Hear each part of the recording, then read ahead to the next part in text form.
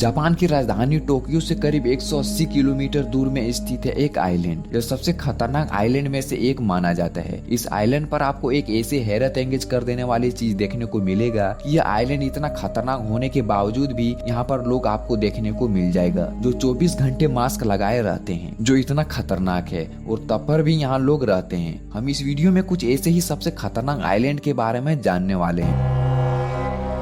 Japan की राजधानी Tokyo से 180 किलोमीटर दूर में स्थित है एक आइलैंड जिसका नाम है इजू आइलैंड। यह आइलैंड बेहद ही खतरनाक माना जाता है। इसका कारण है कि इस आइलैंड पर बेहद ही खतरनाक जहरीले गैस मौजूद है। अगर कोई भी व्यक्ति इस आइलैंड पर बिना मास्क लगाए चला जाता है तो उस व्यक्ति का जिंदा बच पाना मुश्किल हो जाता है। इसलिए यहाँ पर जितने भी लोग रहते हैं या वहाँ पर घूमने जाते हैं वो सब 24 घंटे मास्क लगाए रहते हैं, जो कि जरूरी है। इस आइलैंड पर जहरीले गैस होने का एक मुख्य कारण है इस आइलैंड पर माउंट आयामा नाम का एक बहुत ही सक्रिय ज्वालामुखी मौजूद है। इस ज्वालामुखी से ये जहरीले गैस निकलते हैं और इस ज्वालामुखी से निकले हुए जहरीले गैस की मात्रा बहुत अधिक होती है। इसलिए लोग इस आइलैंड पर पहुंचते ही तुरंत से मास्क लगाना पड़ता है, नहीं तो जहरीले गैस के संपर्क में आने से मौत भी हो सकती है। यह आइलैंड इतना खतरनाक और जहरीले गैसों से भरे होने के बावजूद भी लोग यहाँ पर घूमने आते हैं। हालांकि इस आइलैंड पर जो भी लोग घूमने के लिए जाते हैं उसके सामने एक शर्त रखी जाती है कि वो हमेशा उसको मास्क लगा के वहाँ पे रहना पड़ेगा। वही लोगों को इस आइलैंड पर जाने दिया जाता है। यह इजू आइलैंड कई छोटे छोटे आइलैंड का एक समूह है, लेकिन केवल 7 ऐसे आइलैंड है जहाँ पर लोग रहते हैं। इन 7 आइलैंड को मिलाकर इसका नाम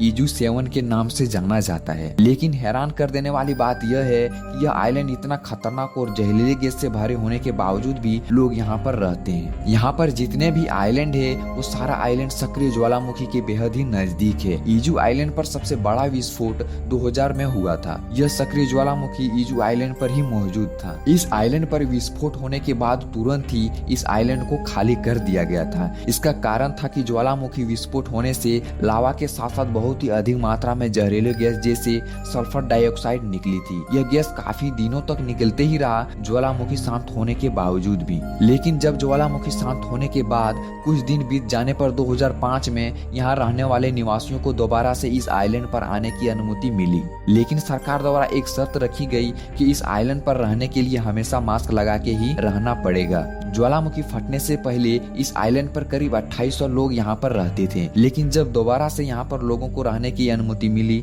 तो आधे से भी कम लोग यहाँ पर रहने के लिए आए। लेकिन जो हम आगे इस वीडियो में जानने वाले हैं आइलैंड के बारे में, वो इस आइलैंड से भी कई गुना खतरनाक माना जाता है। हम बात कर रहे हैं बिकिनी एटोल मार्शल आइलैंड। यह बहुत ही ज्यादा खतरनाक आइलैंड में से एक है। इस आइलैंड पर लोग रहने तो छोड़िए, घूमने के बारे में भी नहीं सोच सकते हैं। यह आइलैंड प्रशांत महासागर में स्थित है। यह आइलैंड खतरनाक इसलिए है क्योंकि इस आइलैंड पर सबसे ज्यादा न्यूक्लियर बम टेस्ट किए गए हैं। आइलैंड पर जाने वाला कोई भी व्यक्ति का जिंदा बच पाना मुश्किल होता है। इस आइलैंड पर अमेरिका ने परमाणु बम की टेस्टिंग साइट पर इस्तेमाल किया था, जिसके कारण इस आइलैंड पर चारों तरफ रेडिएशन फैला हुआ है, जिसके संपर्क में कोई भी इंसान आने से उसकी मौत हो जाती है। इसलिए इस आइलैंड को सबसे ज्यादा खतरनाक माना जाता है। जैसे ही अमेरिका ने जापान के हिरोशिमा और नागासाकी में परमाणु बम गिराया तो कुछ दिनों में ही दूसरा विश्व युद्ध खत्म हो गया था। लेकिन अमेरिका ने उसके बाद भी कई और न्यूक्लियर बम इस आइलैंड पर टेस्ट किए थे, जिससे कि यह आइलैंड पूरा तहस नहस हो चुका था